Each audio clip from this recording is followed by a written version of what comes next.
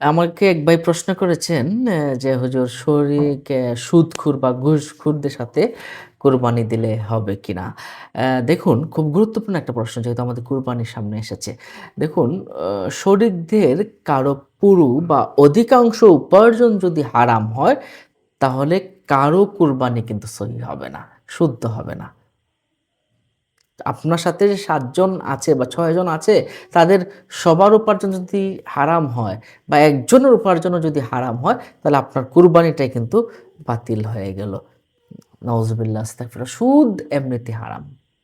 আর সুদখোর যদি সে সুদ খায় কিন্তু তার কিছু টাকা হালাল আছে, সেই ক্ষেত্রে এমন যদি হয় তাহলে কেবলমাত্র তার সাথে আপনি অ্যা কি কুরবানি দিতে পারেন। কিন্তু তার পুরো টাকাটাই যদি হারাম হয় তাহলে অবশ্যই তার সাথে আপনি কি করতে পারেন না, কুরবানি দিতে পারেন না। মনে রাখবেন এটার তাকওয়াটা আল্লাহর কাছে পৌঁছে।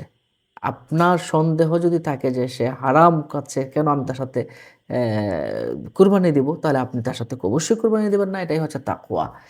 সুনিশ্চিতভাবে আপনি যদি জানেন যে তার কিছু টাকা বৈধ আছে আর সে বৈধ টাকাটা দিয়েছে, তাহলে কেবলমাত্র আপনার জন্য এটা জায়েজ আছে। আর নয়তোবা ফাতোয়ায়ে শামিতে এসেছে, ফাতোয়ায়ে আলমগীরিতে এসেছে যে সুদখোরের সাথে যদি তার পুরো টাকাটা যদি হারাম হয়, তাহলে তার সাথে দেওয়া জায়েজ নেই। আর যদি কিছু অংশ যদি তার হালাল থাকে, হালাল কিছু জায়গা থেকে না আপনার সাথে শরিক হয়ে যায়, তাহলে কেবলমাত্র এইটা জায়েজ হবে। তাহলে আমরা নিশ্চয়ই বিষয়টা বুঝতে পারলাম সুদখোর, ঘুষখোর, হারামখোর যারা আছে তাদেরকে এড়িয়ে চলাটাই সবচেয়ে বুদ্ধিমানের কাজ। আর সবচেয়ে উত্তম হলো নিজে যদি কুরবানি করতে পারেন অন্য শরিকদের, যেমন কোনো শরিক আছে যারা তারা শুধু গোশত খেতে চায়, হ্যাঁ? তাদের নিয়তই হলো গোশত খাওয়া, তাহলে তাদের কুরবানিটা হলো না। হুম? লা ইয়ানালাল্লাহা লুহুমুহা ওয়ালা দিমাউহা ওয়ালাকিন ইয়ানালুহুত তাকওয়া।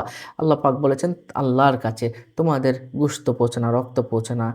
তোমাদের কাছে তাদের আল্লাহর কাছে কেবলমাত্র পৌঁছে তাকওয়া। কার মনে কি আছে? এখন যদি কারো মনের ভিতরে এটা থাকে আমার গোশত খাওয়া হলো লোক দেখানো, তাহলে কিন্তু কারো কুরবানি কিন্তু হবে না। যদি একজনের মনের ভিতরে এমনটা থাকে তাহলে ৭ জনের কুরবানি কি হয়ে যাবে? নষ্ট হয়ে যাবে। নিশ্চয়ই প্রশ্ন উত্তরটা পেয়েছেন।